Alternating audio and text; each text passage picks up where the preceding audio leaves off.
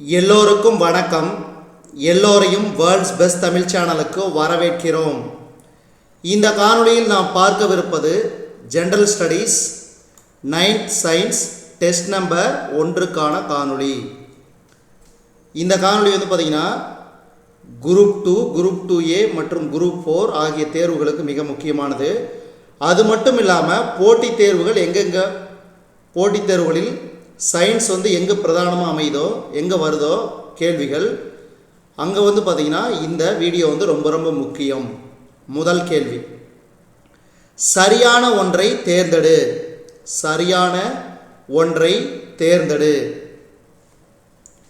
இதுக்கு சரியான விடை ஆப்ஷன் ஏ, அதாவது millimetre less than centimetre less than metre less than kilometre. அப்போ இதில் கொடுத்துருக்கக்கூடிய அளவுகளில் மிகப்பெரியது பார்த்திங்கன்னா கிலோமீட்டர், மிகச்சிறியது மில்லிமீட்டர்.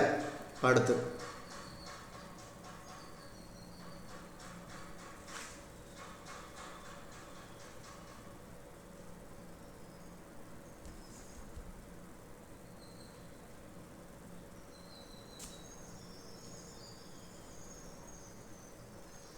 இரண்டாவது கேள்வி,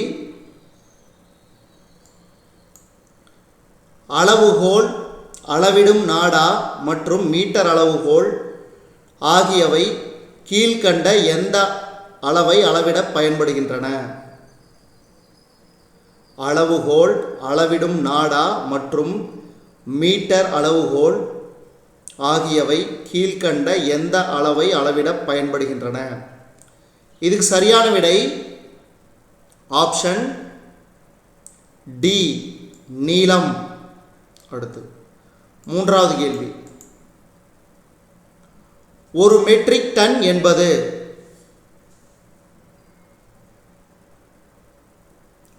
ஒரு மெட்ரிக் டன் என்பது 10 குவிண்டால். 10 குவிண்டால். அடுத்து நான்காவது கேள்வி, கீழ்கண்டவற்றுள் எது நிறையை அளவிடும் கருவி அல்ல? கீழ்கண்டவற்றுள் எது நிறையை அளவிடும் கருவி அல்ல? இதுக்கு சரியான விடை சுருள் தராசு. மீதி மூன்றும் பாருங்க, பொது தராசு, இயல்பியல் தராசு, எண்ணியல் தராசு, இவை மூன்றும் நிறையை அளவிடும் கருவிகள் ஆகும். அடுத்து டேஸின் அலகு மீட்டர் ஆகும். இதுக்கு சரியான விடை நீளம். நீளத்தின் அலகு மீட்டர். அடுத்து ஆறாவது கேள்வி, கிரிக்கெட் பந்தின் தடிமனை அளவிட பயன்படுவது. கிரிக்கெட் பந்தின் தடிமனை அளவிட பயன்படுவது. இதுக்கு சரியான விடை வெர்னியர் அளவி. வெர்னியர் அளவி. அடுத்து ஏழாவது கேள்வி, மெல்லிய கம்பியின் ஆரத்தை அளவிட டேஸ் பயன்படுகிறது. இதுக்கு சரியான விடை திருகு அளவி. திருகு அளவி. மெல்லிய கம்பியின் ஆரத்தை அளவிட திருகு அளவி பயன்படுகிறது. அடுத்து இயல்பியல் தராசை பயன்படுத்தி அளவிடக்கூடிய துல்லியமான நிறை டேஸ் ஆகும். இயல்பியல் தராசை பயன்படுத்தி அளவிடக்கூடிய துல்லியமான நிறை டேஸ் ஆகும். இதுக்கு சரியான விடை 10 மில்லிகிராம். 10 மில்லிகிராம். அடுத்து ஒன்பதாவது கேள்வி, மின்னோட்டத்தின் எஸ்ஐ அலகு. மின்னோட்டத்தின் எஸ்ஐ அலகு. இதுக்கு சரியான விடை ஆம்பியர். ஆம்பியர். அடுத்து பத்தாவது கேள்வி, வெர்னியர் அளவியின் உதவியால் டேஸ் அளவிற்கும் திருகு அளவியின் உதவியால் டேஸ் அளவிற்கும் துல்லியமாக அளவிட முடியும். இதுக்கு சரியான விடை ஆப்ஷன் ஏ, 0.1 மில்லிமீட்டர், 0.01 மில்லிமீட்டர். அடுத்து 11வது கேள்வி, கூற்று காரணம். பாருங்க, கூற்று, ஒரு பையின் நிறை 10 கிலோகிராம் என்பது அறிவியல் பூர்வமாக சரியான வெளிப்படுத்துதல் ஆகும். காரணம், அன்றாட வாழ்வில் நாம் நிறை என்ற வார்த்தைக்கு பதிலாக எடை என்ற வார்த்தையை பயன்படுத்துகிறோம். இதுக்கு சரியான விடை ஆப்ஷன் பி, அதாவது ஏ மற்றும் ஆர் இரண்டும் சரி, மேலும் ஆர் என்பது சரியான விளக்கம். அடுத்து 12வது கேள்வி, கூற்று காரணம். கூற்று என்னது?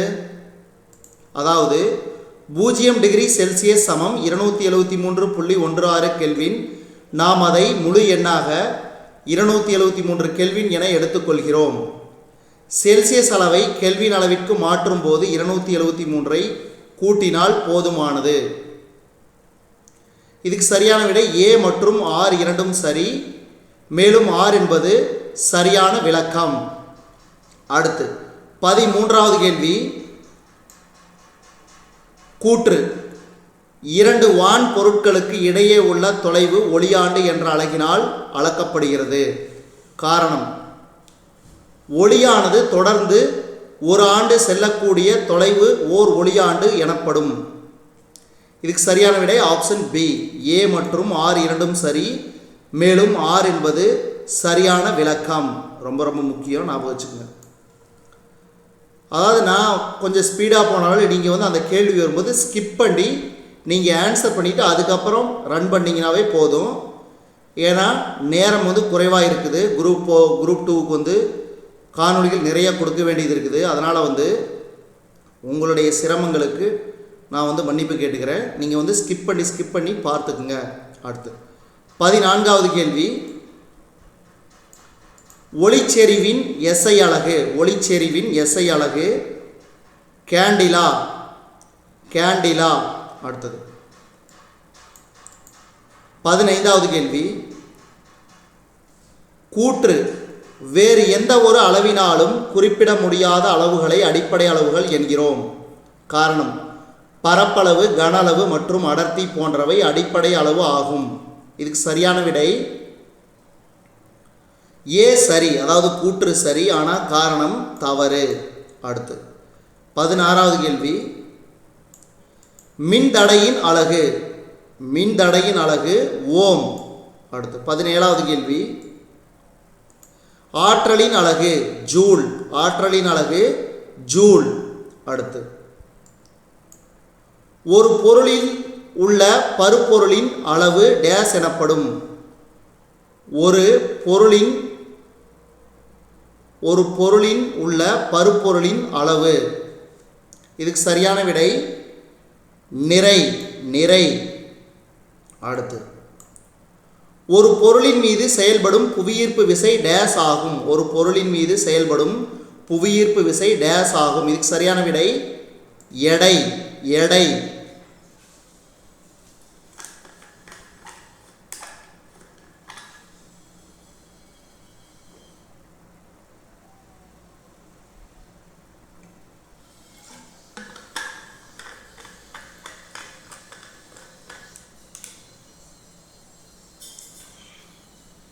அடுத்து 20வது கேள்வி, வெர்னியர் அளவியை வடிவமைத்தவர். Pierre Vernier. Pierre Vernier. அடுத்து 21வது கேள்வி,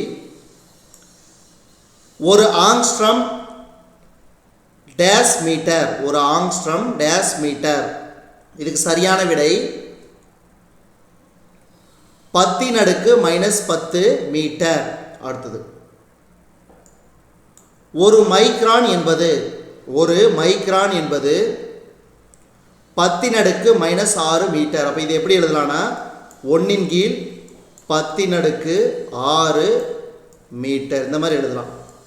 அடுத்து 23வது கேள்வி, ஒரு வானியல் அலகு 1 AU ஆங்ஸ்ட்ராம் யூனிட் என்பது. இதுக்கு சரியான விடை 1.496 × 10⁻11 மீட்டர். அடுத்து 24வது கேள்வி, ஒரு விண்ணியல் ஆரம் என்பது. ஒரு விண்ணியல் ஆரம் என்பது 3.26 ஒளியாண்டு. 3.26 ஒளியாண்டு. அடுத்து, விசையின் எஸ்ஐ அலகு. விசையின் எஸ்ஐ அலகு நியூட்டன். நியூட்டன். அடுத்தது, ஒரு கழுதை திறன் என்பது. ஒரு கழுதை திறன் என்பது 250 வாட். 250 வாட். அதாவது குதிரை திறனிலிருந்து 3ஆல் வகுத்தோம்னா அது வந்து 250 வாட். அடுத்தது குதிரைத்திறன் என்பது 750 வாட். 750 வாட். அடுத்து 28வது கேள்வி, ஃபோர்ட்நைட் என்பது டேஷ் நாட்கள். இதுக்கு சரியான விடை 14 நாட்கள். 14 நாட்கள். அடுத்து 29வது கேள்வி, திசைவேகம் காலம் வரைபடம் உள்ளடக்கும் பரப்பளவு எதனை பிரதிபலிக்கிறது? திசைவேகம் காலம் வரைபடம் உள்ளடக்கும் பரப்பளவு எதனை பிரதிபலிக்கிறது? இதுக்கு சரியான விடை ஆப்ஷன் பி, நகரும் பொருள் அடைந்த இடப்பெயர்ச்சி. நகரும் பொருள் அடைந்த இடப்பெயர்ச்சி. அடுத்தது 30வது கேள்வி, கீழ்கண்டவற்றில் எது பெரும்பாலும் சீரான வட்ட இயக்கம் அல்ல? இதுக்கு வந்து பார்த்தீங்கன்னா ஆப்ஷன் சி, வட்டப்பாதையில் செல்லும் பந்தய மகிழுந்து. இது வந்து பார்த்தீங்கன்னா சீரான வட்ட இயக்கம் கிடையாது. மீதி பாருங்க, சூரியனை சுற்றி வரும் பூமியின் இயக்கம் சீரான வட்ட இயக்கம், வட்டப்பாதையில் சுற்றி வரும் பொம்மை ரயிலின் இயக்கம் வட்ட இயக்கம், கடிகாரத்தில் மணிமுள்ளின் இயக்கம் வந்து சீரான வட்ட இயக்கம். அடுத்து 31வது கேள்வி, மைய விலக்கு விசை என்பது மெய்நிகர் விசை. அடுத்து 32வது கேள்வி, தொலைவு கால வரைபடத்தின் எந்த ஒரு புள்ளியிலும் சாய்வின் மதிப்பை தருவது? இதுக்கு சரியான விடை வேகம். தொலைவு கால வரைபடத்தின் எந்த ஒரு புள்ளியிலும் சாய்வின் மதிப்பை தருவது வேகம். அடுத்தது இடப்பெயர்ச்சி காலம் வரைபடத்தில் உள்ள பரப்பளவு குறிப்பிடுவது. இடப்பெயர்ச்சி காலம் வரைபடத்தில் உள்ள பரப்பளவு குறிப்பிடுவது திசைவேகம். அடுத்து 34வது கேள்வி, கூற்று காரணம்.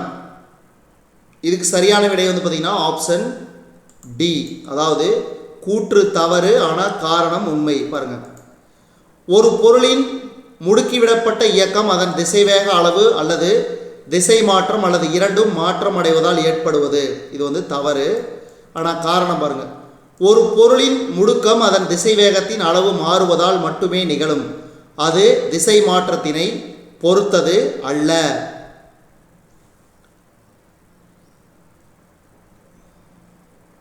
அடுத்து 35வது கேள்வி பாருங்க, கூற்று காரணம். கூற்று, மகிழுந்து அல்லது மோட்டார் சைக்கிளில் உள்ள வேகமானி அதன் சராசரி வேகத்தை அளவிடுகிறது. காரணம், மொத்த தூரத்தை நேரத்தால் வகுத்தால் அதன் சராசரி திசை வேகத்துக்கு சமம். இதுக்கு வந்து பார்த்தீங்கன்னா ஆப்ஷன் பி, அதாவது கூற்று மற்றும் காரணம் ஆகிய இரண்டும் உண்மை, ஆனால் காரணம் கூற்றின் தவறான விளக்கம்.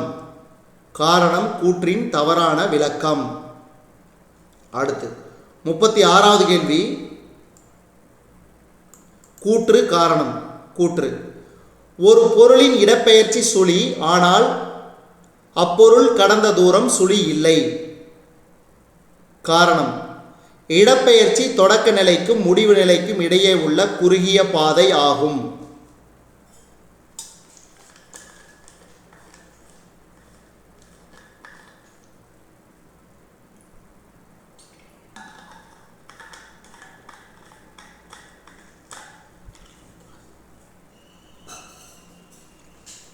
இதுக்கு சரியான விடை ஆப்ஷன் ஏ, அதாவது கூற்று மற்றும் காரணம் ஆகிய இரண்டும் உண்மை, மேலும் காரணம் கூற்றின் சரியான விளக்கம். அடுத்து தொலைவின் எஸ்ஐ அலகு. இதுக்கு சரியான விடை மீட்டர். தொலைவின் எஸ்ஐ அலகு மீட்டர். அடுத்து சம கால இடைவெளியில் சம தொலைவை கடக்கும் பொருளின் இயக்கம். சம கால இடைவெளியில் சம தொலைவை கடக்கும் பொருளின் இயக்கம் சீரான இயக்கம். அடுத்தது ஒரு புள்ளியை மையமாக கொண்டு மீண்டும் மீண்டும் முன்னும் பின்னும் இயங்கும் பொருளின் இயக்கம். ஒரு புள்ளியை மையமாக கொண்டு மீண்டும் மீண்டும் முன்னும் பின்னும் இயக்கும் பொருளின் இயக்கம். இதுக்கு சரியான விடை அலைவு இயக்கம். இதுக்கு உதாரணம் தனி ஊசல். தனி ஊசல் இது வந்து பார்த்திங்கன்னா இந்த பக்கம் போகும், அதே மாதிரி இதே டிஸ்டன்ஸுக்கு வரும். அப்போ முன்னும் பின்னும் போயிட்டு வரும். இப்படி போயிட்டு இப்படி போயிட்டு இப்படி போயிட்டு இப்படி போயிட்டு வரும். அப்போ தனி ஊசல் இதுக்கு உதாரணம் தனி ஊசல். அடுத்து 40வது கேள்வி. துகள் ஒன்று r ஆரமுள்ள வட்டப்பாதையில் இயக்கினால் முழு வட்டப்பாதையை சுற்றி முடித்த பின் கடந்த தொலைவு. இதுக்கு வந்து பார்த்திங்கன்னா சுற்றளவு. இதுக்கு சரியான விடை 2/r. 2/r. அடுத்தது நியூட்டனின் முதல் இயக்க சமன்பாடு. நியூட்டனின் முதல் இயக்க சமன்பாடு v சமம் u plus at. v சமம் u plus at. நியூட்டனின் முதல் இயக்க சமன்பாடு. அடுத்து 42வது கேள்வி. நியூட்டனின் இரண்டாம் இயக்க சமன்பாட்டின்படி இடப்பெயர்ச்சி. நியூட்டனின் இரண்டாம் இயக்க சமன்பாட்டின்படி இடப்பெயர்ச்சி இதுக்கு சமம். இதுக்கு வந்து சரியான விடை ஆப்ஷன் சி. s சமம் ut plus of at square. s சமம் ut plus of at square. அடுத்தது நியூட்டனின் மூன்றாம் இயக்க சமன்பாடு. நியூட்டனின் மூன்றாம் இயக்க சமன்பாடு v ஸ்கொயர் சமம் u square plus 2as. v square சமம் u ஸ்கொயர் plus 2as. அடுத்து ஒரு பொருள் சீரான வட்டப்பாதையில் மாறாத வேகத்தில் சென்றால் அந்த இயக்கம்.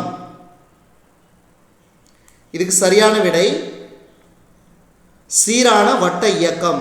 ஒரு பொருள் சீரான வட்டப்பாதையில் மாறாத வேகத்தில் சென்றால் அந்த இயக்கம் சீரான வட்ட இயக்கம். அடுத்து 45வது கேள்வி. பொருள் ஒன்று மேல் நோக்கி செங்குத்தாக எரியப்படும் போது g இன் மதிப்பு. இதுக்கு சரியான விடை 9.8 மீட்டர் பெர் வினாடி. அடுத்தது 46வது கேள்வி. மைய நோக்கு முடுக்கம். மைய நோக்கு முடுக்கம் சமம் a சமம் v square pi r. a சமம் v ஸ்கொயர் பை r என்பது மைய நோக்கு முடுக்கம். அடுத்தது மைய நோக்கு விசை F சமம் mv ஸ்கொயர் பை r. மைய நோக்கு விசை F சமம் mv ஸ்கொயர் பை r. அடுத்தது வட்டப்பாதையில் இயங்கும் பொருளின் மீது மையத்தை நோக்கி ஆரம் வழியே செயல்படும் விசை. இதுக்கு சரியான விடை மைய நோக்கு விசை. வட்டப்பாதையில் இயங்கும் பொருளின் மீது மையத்தை நோக்கி ஆரம் வழியே செயல்படும் விசை மைய நோக்கு விசை. அடுத்தது 49வது கேள்வி. வட்டப்பாதையின் மையத்திலிருந்து ஒரு பொருளின் மீது வெளிப்புறமாக செயல்படும் விசை. வட்டப்பாதையின் மையத்திலிருந்து ஒரு பொருளின் மீது வெளிப்புறமாக செயல்படும் விசை மைய விலக்கு விசை. மைய விலக்கு விசை. அடுத்து இந்த காணொளியின் கடைசி கேள்வி. கடிகாரத்தின் வினாடி முள்ளின் இயக்கம். கடிகாரத்தின் வினாடி முள்ளின் இயக்கம். இதுக்கு சரியான விடை சீரான வட்ட இயக்கம். சீரான வட்ட இயக்கம். இதுவரைக்கும் நம்ம இந்த காணொளி வாயிலாக பார்த்தது general studies 9th science test number 1க்கான காணொளி. இந்த காணொளி உங்களுக்கு பிடிச்சிருந்துச்சுன்னா லைக் பண்ணுங்கள், கமெண்ட் பண்ணுங்கள். மறக்காமல் இந்த காணொளியை உங்கள் நண்பர்களுக்கும் மற்றவர்களுக்கும் ஷேர் பண்ணுங்கள். இதுவரைக்கும் நம்ம வேர்ல்ட்ஸ் பெஸ்ட் தமிழ் சேனலை சப்ஸ்கிரைப் பண்ணாத நண்பர்கள் சப்ஸ்கிரைப் பண்ணிக்கோங்க. கீழே இருக்கிற பெல் பட்டனை ப்ரெஸ் பண்ண மறந்துடாதீங்க.